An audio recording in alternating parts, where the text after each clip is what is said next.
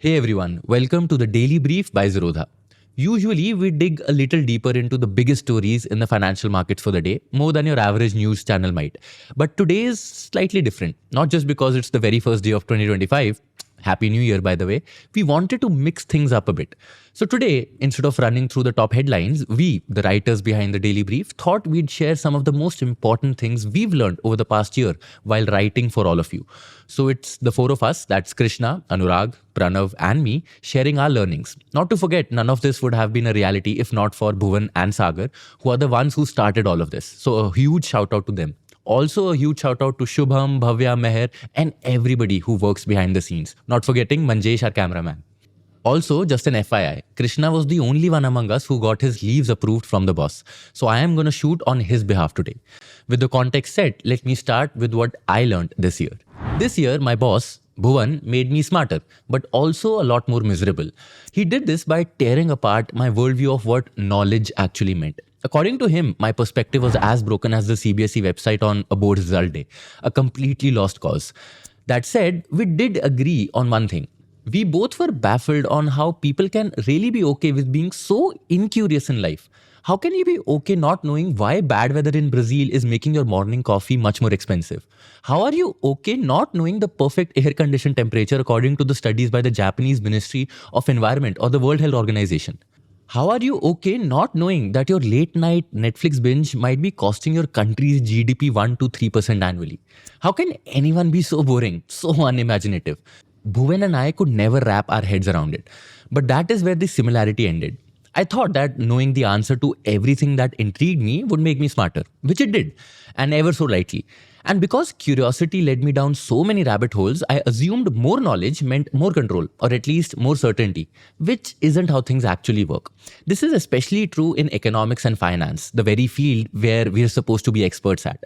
If anything, the more I learned, the more questions I had. The smarter I got, the messier the world seemed. You see, you might think that having cursory knowledge of an economic concept will give you a sense of certainty of what to expect in future. But the markets and economy have their own way of humbling you. And most of the time, the very thing you thought you understood well enough gets tossed out of the window and you get a reality check you needed. Here's an example I witnessed firsthand this year. In economics, there's a standard expectation. When interest rates go up, borrowings become expensive for businesses and consumers. This leads to a slowdown in credit growth, fewer loans being taken out, cooling off demand, and in turn, controlling inflation. But real life doesn't always stick to the script of all these economic books. From May 2022 to February 2023, the Reserve Bank of India went on a rate hike spree, raising the repo rate from 4% to 6.5% in just 9 months, one of the steepest hikes in recent history. By textbook logic, this should have slowed down the growth of loans. But guess what actually happened? Credit growth actually accelerated. Yes, loans grew from 10% to 17%, even as the borrowing costs were getting higher and higher. The very thing that was supposed to slow down picked up speed. The market did what it wanted, despite what the textbooks would have predicted. Does this mean everything we learn is wrong? Not exactly. But it does mean we overestimate how much our limited knowledge can predict the future. The illusion of understanding, where we think we've grasped a concept well enough to make bold claims about what's coming, is far more dangerous than being oblivious. This is especially true for social science like economics than natural science like physics or maths. Making prescriptive statements, statements that dictate how things should be, might work in nature, governed by the laws of physics. But economics, that's a wild, wild world with no rules. In the world of economics, only the self-deluded or the willful ignorant would feel comfortable making such definitive statements. That's not me. At least not anymore. Because here's the thing, there are layers and layers of nuance behind understanding what's really happening in the world. Which brings me back to my boss, who made me smarter and miserable. When he taught me this lesson, he cleverly seeded the idea that I'll never truly know what's going on, because it's simply not humanly possible to know everything about the subject you're researching on or writing about. Take America's trade policy after Trump's tariffs comments. Sure, I might try to connect the dots, but there's always going to be that one geopolitical angle or that one historical context that I'll be missing. To get close to the truth, I'd have to read more, dig deeper, and find those hidden angles. That's what makes me smarter. But this very same thing is also what drives me absolutely insane, because I'll never have the satisfaction of knowing something to its end. It makes me miserable that I'll never know Was my coffee expensive only because of bad weather in Brazil, or did Vietnamese plantation play a role too? Is setting my AC to 27 degrees Celsius really helping the planet or just saving me a few bucks? And will my late night Netflix binge with my partner be a net positive for my mental health, or is it quietly shaving off GDP? Now I'm smarter, but also far more miserable. Thanks, Bhuvan, for all of this. Now on to sharing what Krishna learned this year. Now this is everything that Krishna is saying, not me. So if there are any faults in this, it's all him. Krishna says it's been 6 months since the daily brief at Zerodha kicked off, a daily podcast simplifying the biggest market and business stories of the day. In that time, he's gone from someone who knew next to nothing about markets to someone who can now confidently talk about quick commerce and few other topics he's covered, or at least what he thinks he's good at. 6 months ago, if you would have asked him what a con call was, he would be completely blank. Management commentary, trends, earning transcripts, those were completely unfamiliar concepts for him. But every day he dives into these news to find context and figures out what actually matters. It's forced him to learn, go down all these kinds of rabbit holes and discover just how much he loves understanding the weird and wonderful things happening around the world. For instance, when it comes to the steel sector, Krishna says that he had no idea why it was such a big deal or why everyone kept referencing China when discussing steel. Fast forward a few months, now he can explain how China produces over half of the world's steel and how their policies affect global prices. It's wild, according to him, how so much of global economy can be traced back to what China does or doesn't do, whether it's solar cells, EV batteries, or rare earths. They seem to be at the top of the game. Researching all of this made him realize how interconnected everything is and how a lot of it revolves around China.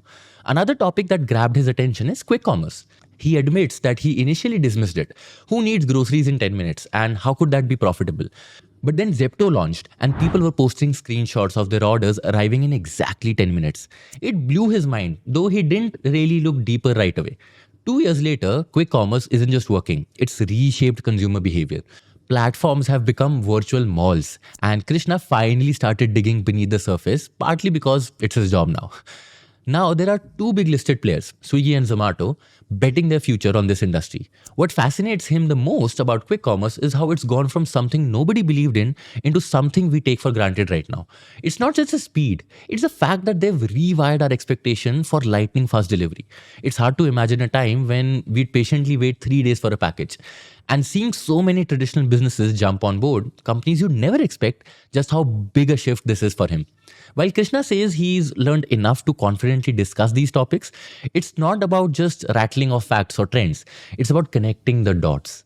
Understanding why China dominates critical minerals isn't just about numbers. It's about how the dominance trickles down into everything from EV supply chains to global politics.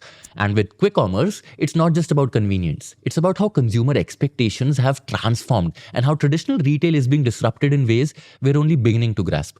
Krishna reflects on these 6 months and says it's an intense crash course. The more he writes and researches, the more he realizes how much there is still to learn. Markets aren't just about numbers. They're about stories. People often focus on quarter growth, but what really matters is creating genuine impact over the long haul. If he had to pick one key takeaway for this year, it would be this: stay curious enough to chase down rabbit holes and be patient enough to connect the dots over time. And that's him. Looking back at the year 2024, something that has really fascinated me through the year is India's economic and consumption story. Now, I see this story as a mix of contradictions, resilience, and new possibilities that constantly reshape how we look and define growth. Now, India as a market is very complex, yet it is really inspiring. India teaches us lessons that go much beyond the usual economic ideas that all of us are pretty much used to. And that is what I find truly amazing and worth studying about our country. Now, despite being the fifth largest economy in the world, India does not fit perfectly into any established global financial or economic framework. We have multiple paradoxes. There is aspiration amidst poverty, there are technological advances alongside ancient traditions, and modern consumerism amidst deep-rooted cultural values. Now, these contrasts practically shape the very fabric of our economy in a way that no other country across the world can ever match. Now, thinking about India as an economy, I have come to realize that it is not concentrated in a few major corporates or few major cities as well. It is actually spread across millions and millions of small consumers and suppliers. Now, this decentralization is what makes understanding India both challenging as well as fascinating. Think about it this way: individual incomes in India might be on the lower end as compared to global standards, but when it's taken together, the sheer size of our population creates a massive market for just about anything and everything. Now, this very unique dynamic makes India a market that is very tough to crack, but at the same time, it is open to almost anyone and everyone who is willing to understand our intricacies. One of the biggest chunks of the population that contributes to the Indian economy today is the middle class. Now, in a manner of speaking, this middle class of India is the central engine of consumption in our country. To give you some numbers, less than 5% of Indian households today earn more than 30 lakh rupees annually. That, by the way, is fewer than 7.5 crore people in a population of 150 crores. And despite this, the majority of economic activity in the country does not rely solely on this top 5%. Instead, the real action is actually in the massive middle class, which no matter what can just not be ignored in a country like ours. India's middle class is a lot more about aspiration than it is about affluence or wealth. And their consumption patterns show this perfectly as well. Very opposite to what the popular belief is, India's middle class at scale isn't really reckless as spenders. Instead, they are much more strategic as consumers because they focus on investing in quality and in value. Now, someone once recently told me this and it stuck with me for a long time. India is not a price-sensitive market. It is a value-sensitive one. And I think this one particular statement captures the entire essence of consumer behavior in India that I find really, really fascinating. And talking about consumer behavior, perhaps the most interesting segment of India that is worth looking at is our rural population. Now, while media narratives may force us to think otherwise, let me tell you that about half of India's income comes from rural areas. Rural consumers may not be rich as such, but that does not mean they aren't informed, connected, or aspirational in nature. Now, thanks to the massive penetration of the internet and of social media across the country today, people even in the remotest parts of the country have access to the same information that people in top tier cities do. And this connectivity has fundamentally shifted rural India's role in our economy. Also, digital technologies like smartphones and UPI payments have absolutely transformed even the remotest villages today. They have made these areas active participants in India's consumption story, which just a few years ago was practically unimaginable to us. So while cities like Mumbai, Delhi, etc. usually take all the media limelight, India's real growth stories are actually coming in from relatively smaller towns and cities. These areas, which are usually referred to as tier 2, tier 3, etc. cities, are now starting to shape the future of consumption and innovation in our country. Also, remember how I said initially that India does not quite perfectly fit into any established global financial or economic framework? See, a big reason for this is the diversity and the complexity of our market, which many global companies usually struggle to even interpret in the first place. Now, a very typical mistake global companies make is trying to push a one-size-fits-all strategy. Now, because of Western biases, they tend to miss the nuances that make the Indian market as unique as it is. And for Indian consumers, they demand value over anything else in the world. And it does not matter whether they live in metros or villages, it stays the same. To give you an example, a refrigerator that is designed for the European region may have fancy features and even a low price. But if it does not meet the needs of a typical Indian households where power cuts are very frequent, for example, it is bound to fail as a product. And that is why brands that understand these nuances usually do much better than multinational giants in our country.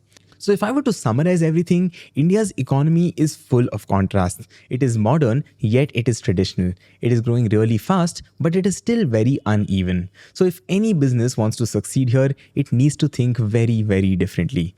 It can never be about copying global strategies and applying them in India. It's almost always about creating something that fits our unique needs perfectly. And for those people who manage to get it right, the rewards are crazy to say the least. Also, while this story of contrast has been true for many, many years now, 2024 has personally taught me that India is not a market that is waiting to grow. We as a market are already there. The only difference perhaps is that we are there on our own terms. And these terms usually don't align with global definitions of success and growth. India is a very, very different country. It is a place where small businesses hold big power, where dreams drive consumption choices, and where digital tools and technologies create a level playing field no matter where you live or how much money you earn.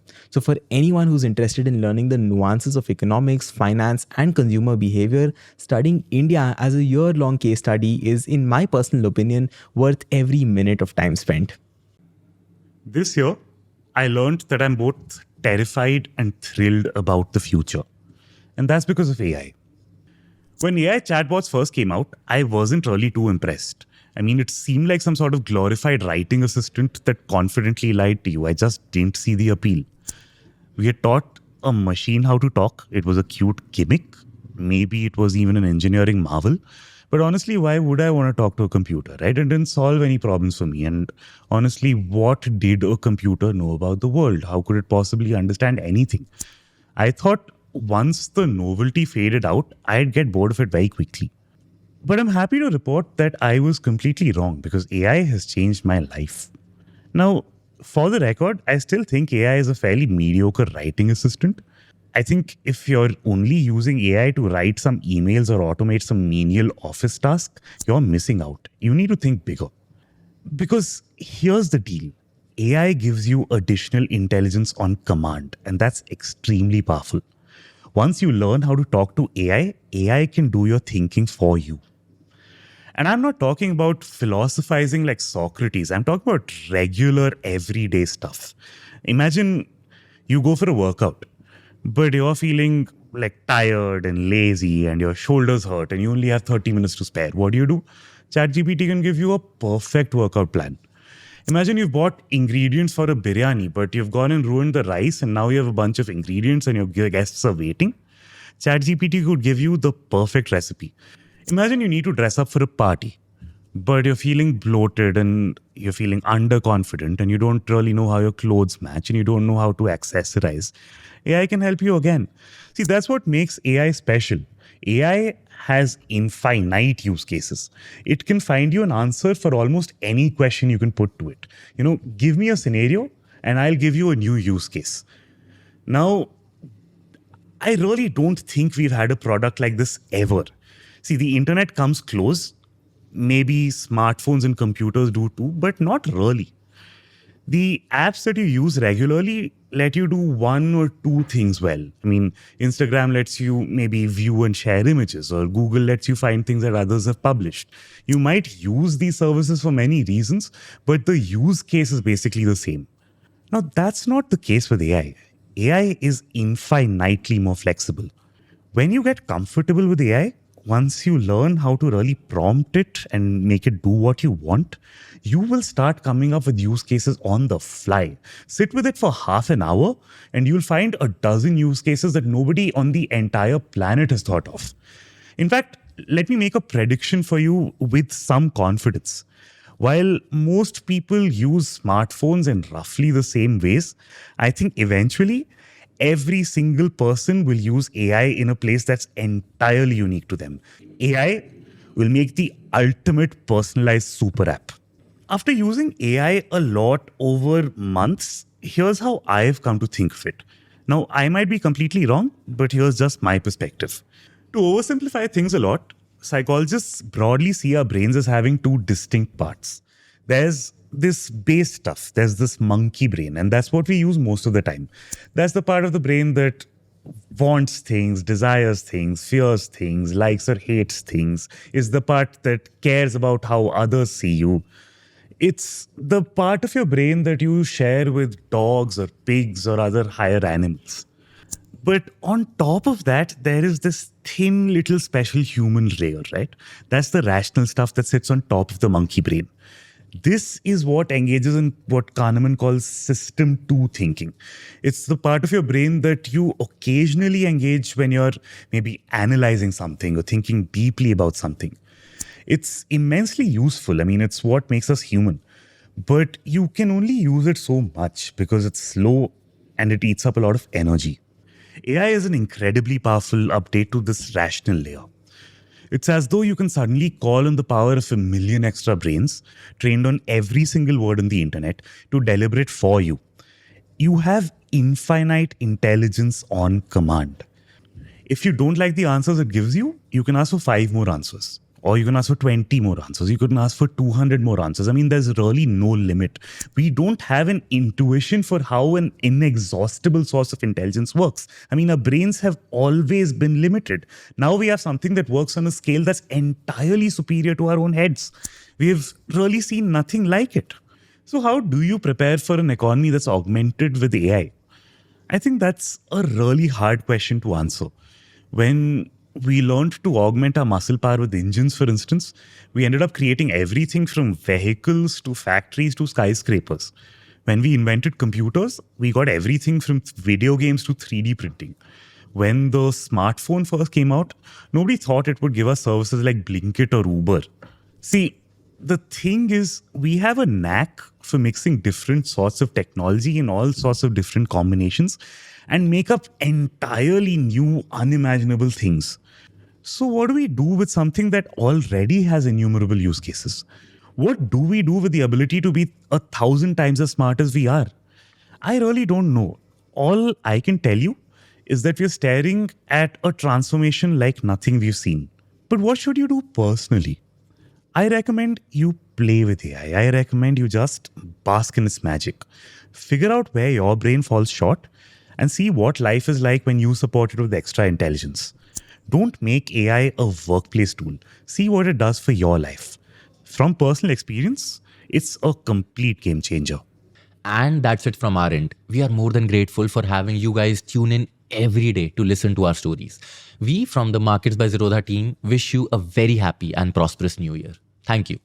Disclaimer: this content is for informational purposes only. None of the stocks, brands, or products mentioned are recommendations or endorsements.